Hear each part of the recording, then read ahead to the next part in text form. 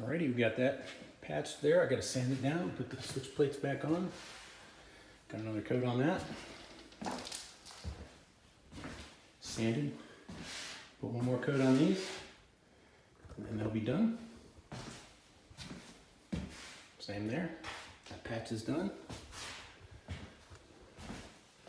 These two patches are complete.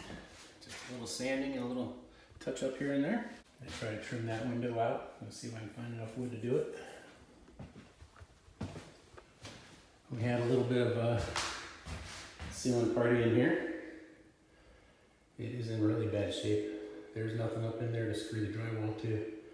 So I'm just gonna skim over those joints with paper tape. Just let it be. Then we'll put some trim in here around the door. That area will be done. So all the joints in here are complete. Went ahead and drywalled that. Pieced it in with some drywall we had, so I didn't have to buy any more. And then whoever moves in here or whatever they want to do, they can put some shelves in or hang a picture in there or whatever they want to do. This is all done and ready for paint. Just needs it wiped down. I got a little bit of work to do around the window here. One little spot right there that I don't like. I'm gonna let that dry and then I'll sand it down and touch it up. Tape along the top is just about dry. We're gonna fix this floor. I found the pieces to patch that in, so I'm gonna take this damaged one out right here, pop a new one in there, and then just fill it in with the rest of it.